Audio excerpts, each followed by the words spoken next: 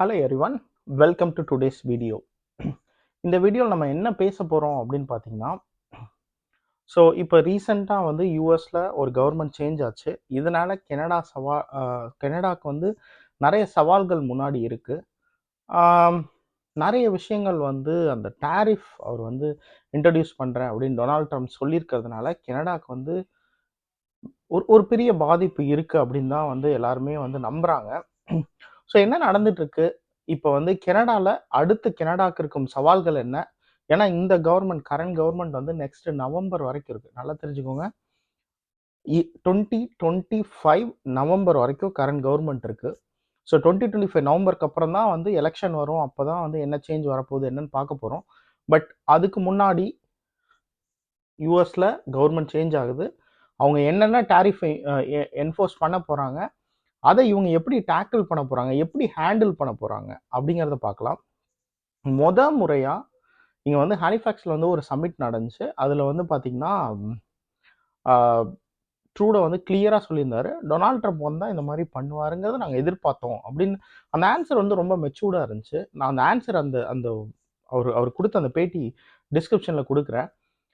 கொஞ்சம் கூட மெச்சூர்டாக ஹேண்டில் பண்ணுறாங்களோ அப்படின்னு சொல்லியிருக்கு. இப்போ என்னன்னா, இப்போது அன்டாரியோ அந்த மாகாணத்தோட அந்த இவர் இருக்காங்க இல்லையா, அவர் வந்து அந்த ரூல் பண்ணுறாரு இல்லையா, டக்ஃபோர்டு, அவர் வந்து கொஞ்சம் மெச்சூரிட்டி இல்லாமல் பேசுகிற மாதிரி இருந்துச்சு. ஓ, நீங்கள் டாரிஃப் போடுவீங்களா, உங்களுக்கு வந்து நாங்கள் பவர் கொடுக்குறோம், அதை கட் பண்ணிடுவோம் அப்படின்னு சொல்லி அவர் சொன்ன மாதிரி இருந்துச்சு. இந்த மாதிரி விஷயங்கள்லாம் வந்து கொஞ்சம் வந்து மெச்சூர்டாக தான் ஹேண்டில் பண்ணும். இன்னொன்று, ட்ரம்ப் வந்து ஒரு சின்ன ஒரு ஜோக் பாஸ் பண்ணதாகவும், இவங்கெல்லாம் மீட் பண்ணாங்க. ட்ரம்ப் வந்து வின் பண்ணிட்டாருன்னு தெரிஞ்ச உடனே ஒரு டின்னர் நைட் அரேஞ்ச் பண்ணியிருந்தாங்க. அதில் வந்து ட்ரூடோ, ட்ரம்ப் இவங்கெல்லாம் மீட் பண்ணும்போது ட்ரம்ப் வந்து ஏன் கனடா வந்து யூஎஸோட 51வது ஸ்டேட்டாக வந்து ஜாயின் பண்ணிடக்கூடாது, நீங்கள் ஏன் வந்து 51வது ஸ்டேட்டாக ஜாயின் பண்ணிடக்கூடாது, நான் வேணா உன்னை வேணா கவர்னர் ஆக்கிறேன் அப்படின்னு ஒரு ஜோக் பாஸ் பண்ணதாகவும், அது வந்து இங்கே இருக்க கனடாவில் இருக்க எல்லாரையும் ரொம்ப கொதிப்படைய செஞ்சிருக்கு. உண்மையாக அதை வந்து ஒரு இவ்வளோ பெரிய கண்ட்ரி, நீங்கள் என்னதான் மக்கள் கம்மியாக வாழ்கிறாங்க அப்படின்னு பார்த்தாலும் இதில் இருக்க அந்த நேச்சர் ரிசோர்ஸ் இருக்கு இல்லையா, அது வந்து ரொம்ப ரொம்ப அதிகம். இவ்வளோ பெரிய கண்ட்ரி, சொல்லப்போனால் யூஎஸோடவுமே நிலப்பரப்பு அதிகம் இங்கே. பட் ஆனால் எல்லா நிலப்பரப்புலையும் மக்கள் வாழ முடியாது, ஒத்துக்கிறேன். பட் நிலப்பரப்பு அதிகம். இவங்கள்ட்ட நிறைய வந்து நேச்சுரல் ரிசோர்ஸஸ் இருக்குது. இப்போ ஆல்பர்ட்டா சைட் பார்த்தீங்கன்னா இந்த ஆயில், நேச்சுரல் கேஸ் இதெல்லாம் வந்து ரொம்ப வந்து பெரிய இண்டஸ்ட்ரி இருக்குது. அதே மாதிரி பார்த்தீங்கன்னா ஒவ்வொரு ஊர்லேயும் ஒவ்வொன்று. இப்போ இங்கே நோவாஸ்கோஷியா எடுத்திங்கன்னா விண்ட் எனர்ஜி வந்து பயங்கரமாக ஜென்ரேட் ஆகும். எப்போவுமே வந்து இந்த காற்று அடிச்சுட்டே இருக்கும், விண்ட் எனர்ஜி பயங்கரமாக ஜென்ரேட் ஆகும். இது மாதிரி ஒவ்வொரு ஊர்லேயும் பார்த்தீங்கன்னா ஒவ்வொரு விதமான ஒரு வளம் இருக்குது. ஒரு கண்ட்ரியை வந்து அப்படி சிம்பிளாக 51வது ஸ்டேட்டாக ஜாயின் பண்ணிருங்கன்னு அவர் சொன்னது மிகப்பெரிய தப்பு தான். பட் ஆனால் அவர் அவர் அப்படி தான் பண்ணுவார். அது ஏன் அப்படி அவர் பண்ணுறாரு அப்படின்னு பார்த்தீங்கன்னா, ட்ரம்ப்புக்கு ட்ரூடோ இருக்கக்கூடாது கனடாவில். ஸோ ஆப்போனன்ட் பார்ட்டி வரணுங்கிறது ட்ரம்ப்போட ஆசை. ஸோ அதனால் வந்து அவர் இந்த கவர்மெண்ட் வந்து இந்த மாதிரி நம்ம ஒரு ஜோக் பாஸ் பண்ணி அது வெளியில் போயிடுச்சு அப்படின்னா, அவர் மேலே கோபம் கனடாவில் இருக்கவங்க கோவப்பட்ட அவருக்கு என்ன இருக்குது? அவர் வந்து யூஎஸில் தானே பிரசிடெண்ட்டாக இருக்காரு. ஸோ அப்படிங்கும் போது மக்கள் கோவப்பட்டாங்கன்னா இந்த கவர்மெண்ட் மேலே ரொம்ப கோவப்படுவாங்க. ஸோ ஆப்போனண்ட்டுக்கு வந்து சப்போர்ட்டாக இருக்குங்கிற ஒரு காரணத்தினால பண்ணியிருக்கலாம் அப்படின்னு பொலிட்டிக்கல் அனலிட்டிக்ஸ் பண்ணுறவங்கலாம் சொல்லிட்டு இருக்காங்க. ஓகே, இதெல்லாம் ஒரு பக்கம் வச்சுருவோம். கனடாக்கு முன்னாடி இருக்க சவால்கள் என்ன அப்படிங்கிறத நம்ம டீட்டெயிலாக பேச போகிறோம். வாங்க இந்த வீடியோக்குள்ளே போகலாம். ஓகே, ஃபர்ஸ்ட் விஷயம் நான் என்ன நோட் பண்ணேன் அப்படின்னா, என்னைக்கு வந்து ட்ரம்ப் எலெக்ட் ஆனாங்களோ அன்னையிலேருந்து கனடாவோட கரன்சி வந்து கொஞ்சம் கொஞ்சம் அதோட கொஞ்சம் தேஞ்சிக்கிட்டே வருது. இப்போ எக்ஸாம்பிள், நான் யூஎஸ் வந்தப்போ 2013 வந்து 1 CAD ஈக்குவல் டு 1 USDன்னு இருந்துச்சு. இன்னைக்கு பார்த்தீங்கன்னா ஒரு 73 அந்த ரேஞ்சில் இருந்துச்சு. One USD 1 CAD equal to 1 USD 0.73 அப்படி இருந்துச்சு. இப்போ பார்த்தீங்கன்னா 0.69 ஆயிடுச்சு. அதாவது கனடாவோட டாலர் அதோட மதிப்பு இழந்துக்கிட்டே வருது. இதை வந்து கண்டிப்பாக மீட் எடுத்தே ஆகணும் இவங்க. இல்லை அப்படின்னா என்ன நடக்கும் அப்படின்னு சொல்கிறேன். நிறைய பேருக்கு இங்கே கனடா பற்றி வரப்போகிறவங்களா இருக்கட்டும், இங்கே இருக்கவங்களுக்கு நிறைய விஷயங்கள் தெரியாது. நிறைய வந்து கிராசரிஸ் வந்து உங்களுக்கு யூஎஸ்லேருந்து தான் ப்ரொடியூஸ் ஆகி கனடாக்குள்ளே வருது. ஸோ கனடா மார்க்கெட் ரொம்ப சின்னது தான், ஒத்துக்கிறேன். ஏன்னா கனடாவில் இருக்க மக்கள், அந்த மொத்த மக்கள் தொகை இருக்கு இல்லையா, அது யூஎஸில் இருக்க ஒரே ஸ்டேட்டில் இருக்காங்க. நிறைய ஸ்டேட் வந்து கனடாவோட பாப்புலேஷனுக்கு ஈக்குவலாக அதோட கொஞ்சம் ஹையராகவே இருக்குது.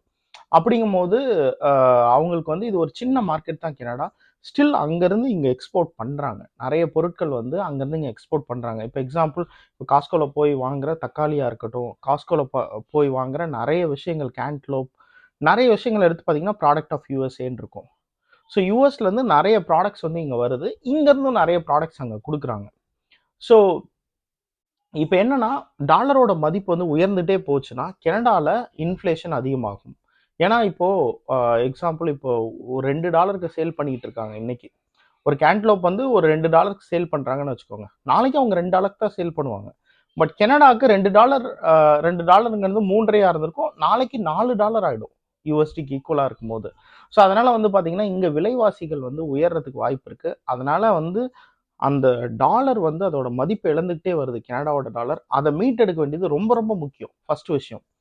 ரெண்டாவது விஷயம் என்ன அப்படின்னு பார்த்தீங்கன்னா, ஏற்கனவே இந்த பிரச்சனை இருக்கும்போது டாக்ஸ் ரிலீஃப் வந்து இப்போ ரீசெண்டாக கொடுத்துருக்காங்க. யாருக்கெல்லாம் வந்து இதெல்லாம் நோட் பண்ணீங்கன்னு தெரில. எனக்கு நேற்று மார்னிங் வந்து ரொம்ப ஆச்சரியமாக இருந்துச்சு. என்ன அப்படின்னா, நான் எப்போவுமே வந்து ட்ரெஸ் வாங்கினேன் இல்லை வேறு ஏதாவது வாங்கினேன்னா எனக்கு அந்த டாக்ஸ் மணி வந்து பெருசாக தெரியும். நான் ஃபஸ்ட்டு வந்து நான் வாங்குற பொருள், ஓகே, நான் எப்போவுமே மைண்டில் எப்படி கால்குலேட் பண்ணுவேன்னா, ஒரு 25 அப்படின்னா நான் ஒரு 28, 29 மைண்டில் வச்சுப்பேன். ஸோ 25னா 30, ஸோ 30 அப்படிங்கிறது மைண்டில் வச்சுப்பேன். ஸோ அப்படி வச்சுட்டு போய் வாங்கினப்போ டாக்ஸ் இல்லை. அப்புறம் தான் யோசித்தேன், ஓகே, இது வந்து அவர் ரீசெண்ட் டேஸில் வந்து அந்த டாக்ஸ் ரிலீஃப்னு சொல்லி ஒன்று இன்ட்ரடியூஸ் பண்ணாங்க. ஸோ டாக்ஸ் ரிலீஃப் இன்ட்ரடியூஸ் பண்ணது ஃபைன் தான், இல்லைன்னு சொல்ல. நிறைய மக்களுக்கு வந்து டாக்ஸ் ரிலீஃப் வந்து ரொம்ப ரொம்ப நல்ல விஷயம். நீங்களாம் போய் பார்க்குறீங்களா என்னன்னு தெரில. முன்னெல்லாம் ரெஸ்டாரண்ட்டில் போய் நம்ம ஒரு ஃபுட்டு இல்லை வேறு ஏதாவது வாங்கினோன்னா அதுக்கு டாக்ஸ் வரும். இப்போ அந்த டாக்ஸ் எல்லாம் சுத்தமாக இல்லை. அந்த பொருளோட விலை என்னமோ அதை மட்டும் தான் கொடுத்து வாங்குகிறோம், டாக்ஸ் கிடையாது. அதாவது சேல்ஸ் டாக்ஸ் வந்து ஒரு டெம்பரரி பாஸ் பண்ணியிருக்காங்க. எதனால் டெம்பரரி பாஸ் பண்ணியிருக்காங்க அப்படின்னு பார்த்தீங்கன்னா, மக்கள் வந்து கோவிட்க்கு அப்புறம் இன்ஃப்ளேஷனில் ரொம்ப கஷ்டப்பட்டாங்க. ஸோ அதனால் இந்த டிசம்பர் 14ஆம் தேதியிலேருந்து பிப்ரவரியில் ஒரு தேதி வரைக்கும் இந்த டாக்ஸை பாஸ் பண்ணி வச்சுருக்காங்க. அது வரைக்கும் பார்த்தீங்கன்னா டாக்ஸ் இல்லை. ஸோ இப்போ டாக்ஸ் இல்லை அப்படின்னா இந்த டைமில் நிறைய பர்ச்சேஸ் பண்ணுவாங்க. இந்த டைமில் வந்து நிறைய பேர் நிறைய பர்ச்சேஸ் பண்ணுவாங்க. அதில் வரி இழப்பு வேற ஏற்கனவே ஆகிட்டு இருக்கு. ஏற்கனவே டாலர் வந்து அதோட மதிப்பு குறைஞ்சிட்டு வருது. இங்கே சேல்ஸ் டாக்ஸையும் ஸ்டாப் பண்ணிட்டாங்க. அப்படிங்கும்போது எக்கானமி ரொம்ப ஸ்லோ டவுனாக இருக்குது. அடுத்த விஷயம் என்ன அப்படின்னு பார்த்தீங்கன்னா, இவங்களுக்குள்ள இருக்க ஒரு முக்கியமான டெக் செக்டாரில் இருக்க ஒரு அன்சர்டைனிட்டி என்ன அப்படின்னு பார்த்தீங்கன்னா, இப்போ நிறைய ஒர்க் வந்து யூஎஸ்க்கு வந்து கனடாலேருந்து நடக்குது. நிறைய கம்பெனிஸ் என்ன பண்ணும், யூஎஸ்லேயும் இருக்கும், கனடாலையும் இருக்கும். ஒரே ஒரு டெவலப்மெண்ட் சென்டர் தான் வச்சுருப்பாங்க. உங்களுக்கு சிம்பிளாக ஒரு எக்ஸாம்பிள் கொடுக்குறேன். யூபிஎஸ் பார்த்தீங்கன்னா, மேஜர் யூஎஸ் ப்ராஜெக்ட் வந்து டெவலப்மெண்ட் வந்து கனடாலேருந்து நடக்குது. ஸோ இதை நான் ரிசர்ச் பண்ணி தான் சொல்கிறேன், டேட்டா மேபி கரெக்டாக இருக்கும். ஸோ அதுக்கப்புறம் பார்த்தீங்கன்னா, நிறைய பேர் இந்த இந்த பேரோல் கம்பெனிஸ்லாம் நிறைய வந்து கனடா, ஏடிபி, இது மாதிரி நிறைய பேரோல் கம்பெனிஸ் நான் இங்கே இருக்க இடத்துலையே இருக்குது. இங்கேருந்து தான் பார்த்தீங்கன்னா யூஎஸில் இருக்க கிளைண்ட்டுக்கிட்டையும் பேசுகிறாங்க. இப்போ இங்கேருந்து யூஎஸ்க்கு சப்போர்ட் பண்ணும்போது அங்கேருந்து மணி வருது இல்லையா, அதில் டாரிஃப் அப்ளை பண்ணுவாங்களா, இல்லை இது எப்படி ஒர்க் அவுட் ஆக போகுது அப்படின்னு சொல்லி இந்த கம்பெனிஸ்லாம் வாட்ச் பண்ணிட்டு இருக்காங்க. இதில் எவ்வளோ பெரிய ப்ராப்ளம் வரப்போகுது, இந்த டெக் செக்டாரில் வேலை இழப்புகள் நடக்குமா, இல்லை அது எப்படி வந்து ஹேண்டில் பண்ண போகிறாங்க இப்படின்னு சொல்லி பல அன்சர்டைனிட்டிஸ் போயிட்டு இருக்கு. இப்போ நோவாஸ்கோஷியா எடுத்திங்கன்னா, நோவாஸ்கோஷியாவில் வந்து யூஎஸில் Christmas tree, most of the eastern ப்ராவின்ஸில் இருக்க கிறிஸ்மஸ் ட்ரீ வந்து நோவாஸ்கோஷியாவில் தான் எக்ஸ்போர்ட் ஆகுது. ஸோ இப்போ ரீசெண்டாக ஒரு நியூஸ் பார்த்தேன், நோவாஸ்கோஷியாவில் இருக்க ஃபார்மர்ஸ்லாம் இந்த 25% டாரிஃப் வச்சாங்க அப்படின்னா நாங்கள் வந்து ட்ரீஸை வந்து இங்கேருந்து எக்ஸ்போர்ட் பண்ணும்போது இந்த 25% டாரிஃப் நாங்கள் எடுத்துக்கணுமா, கண்டிப்பாக வந்து எங்களோட தொழிலெலாம் ரொம்ப பாதிக்கப்படும் அப்படின்னு சொல்லி அவங்க வந்து பேட்டி கொடுத்துருந்தாங்க. இது மாதிரி எல்லாருக்குமே லாப்ஸ்டர், அதுக்கப்புறம் பார்த்தீங்கன்னா யூஎஸில் சாப்பிட்றப்படுற லாப்ஸ்டரில் கிட்டத்தட்ட 75% வந்து கனடாலேருந்து பிடிக்கப்பட்டு இங்கேருந்து தான் அங்கே போகுது. ஸோ அப்படிங்கும்போது இந்த லாப்ஸ்டர், இந்த இந்த சீ ஃபுட் நிறைய வந்து இங்கே அட்லாண்டிக் ஓஷன், இங்கே கனடாவில் வந்து ஃபிஷரிஸ் வந்து ரொம்ப அதிகம். இந்த ஃபிஷர்மேன்ஸ் இங்கேருந்து எக்ஸ்போர்ட் பண்ணுற பொருட்கள்லாம் போகுது இல்லையா, அதில் டாரிஃப் போட்டாங்க அப்படின்னா கண்டிப்பாக அந்த இண்டஸ்ட்ரியும் பயங்கரமாக அடி வாங்கும். ஸோ மிகப்பெரிய சவால் வந்து கனடாக்கு முன்னாடி காத்துட்ருக்கு. ஸோ இதை எப்படி ஹேண்டில் பண்ண போகிறாங்க, கனடாவில் அடுத்து ஒரு கவர்மெண்ட் சேஞ்ச் ஆச்சுன்னா கண்டிப்பாக ஹேண்டில் பண்ணுவாங்க. என்ன அப்படின்னா, நான் பார்த்த வரைக்கும் இங்கே ப்ராக்ரெசிவ் கன்சர்வேட்டிவ்ஸ் இருக்காங்க இல்லையா, கனடாவில் லிபரல் தான் இப்போ ரூல் பண்ணிட்டு இருக்கு. ப்ராக்ரெசிவ் கன்சர்வேட்டிவ்ஸ் இருக்காங்க இல்லையா, அவங்க வந்து கொஞ்சம் கூட ஒரு ஒரு நல்ல ஒரு இணக்கமாக இருக்காங்க ட்ரம்ப் கூட அப்படிங்கிறது நிறைய வந்து ரிசர்ச்சில் சொல்கிறாங்க. ப்ளஸ் ட்ரம்ப்போட எலெக்ஷனுக்கும் வந்து நிறைய அவங்க சப்போர்ட் பண்ணியிருக்காங்க. அப்படிங்கும்போது கண்டிப்பாக வந்து அவங்க வந்தாங்கன்னா இதை பேசி வந்து நிறைய வந்து இந்த ப்ராப்ளம்லாம் சால்வ் பண்ணுவாங்கன்னு மக்கள் மைண்டில் ஒரு தாட் ப்ராசஸ் இருக்குது. அது இல்லாமல் முக்கியமான விஷயம் என்ன நோட் பண்ணணும்னா, யூஎஸ் வந்து நான் 25% டாரிஃபில் ஸ்டப்பனாலாம் இல்லை, அவங்க வந்து சில டிமாண்ட்ஸ் வைக்கிறாங்க. நீங்கள் வந்து கனடாவில் வந்து இதெல்லாம் சரி பண்ணுங்கள், நாங்கள் வந்து இந்த டாரிஃப்ஸ் எல்லாம் நாங்கள் வந்து வில் ரீன் திங்க் அபவுட் இட் அப்படின்னு சொல்கிறாங்க. முக்கியமாக அவங்க சொல்கிற ஒரே விஷயம் என்ன அப்படின்னு பார்த்தீங்கன்னா, கனடாவோட பார்டரை நீங்கள் வந்து செக்யூர் பண்ணுங்க. நீங்கள் வந்து பார்டர் ஃபோர்ஸ்க்கு, அதாவது உங்களோட அந்த பார்டர் செக்யூரிட்டி இருக்கு இல்லையா, அந்த பார்டர் செக்யூரிட்டியில் நிறைய இன்வெஸ்ட் பண்ணுங்க.